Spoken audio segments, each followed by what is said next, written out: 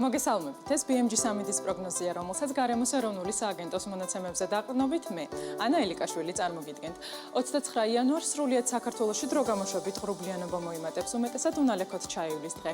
დასავლეთ საქართველოში +18 გრადუსს უნდა ველოდოთ, მთიან რაიონებში კი +14. აღმოსავლეთ საქართველოში +13 გრადუსია, მოსალოდნელი მთიან რაიონებში კი +11. რუსთავში ასევე +11, მარნეულში +9, თელავსა და სიღნაღში +11 გრადუსია, მოსალოდნელი ომალოში +9, ხოლო ლაგოდეხში +5, ცხინვალში +7 გრადუსი ფიქსირდება. გორში ასევე +9, სტეფანწმინდაში კი +7, ბაკურიანში +4 გრადუსია, მოსალოდნელი გუდაურში კი 0.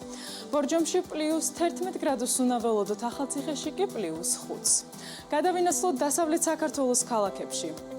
ქუთაისში +18, ბათუმში +14, ფოთში +16, სოხუმში +15 გრადუსია, მოსალოდნელი +18 გრადუსს უნდა ველოდოთ ზუგდიდში, ქობულეთში +14, ძანაკლიაში +15 და ოზურგეთში +16 გრადუსს.